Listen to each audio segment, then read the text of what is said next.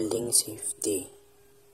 Welding is a hazardous workplace activity which exposes over a million workers to health and safety risks each year in the United States alone. Welding safety insurers are designed to protect employees from welding hazard. Welding safety can be implemented by conducting proper training, inspecting welding equipment, and ensuring workers are aware of safety precautions before performing welding activities to minimize the risk of health and safety injuries.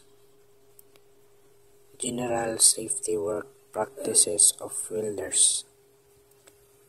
Safety work practices in welding depend on the complexity of the specific task and condition of the job site.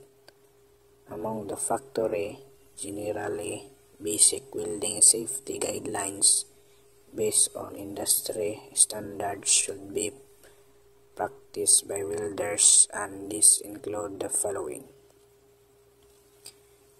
First is welding operators should always wear an approved respirator useless unless exposure assessments are below applicable exposure limits.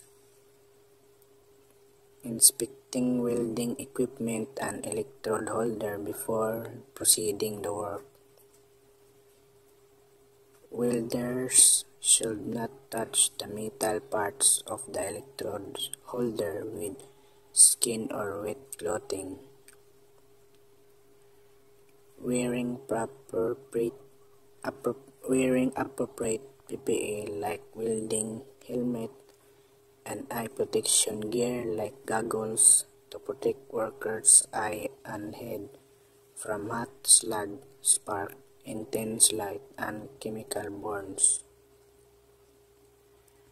Welding workers should remain in work area for at least 30 minutes after finishing welding to ensure there are not smoldering fires.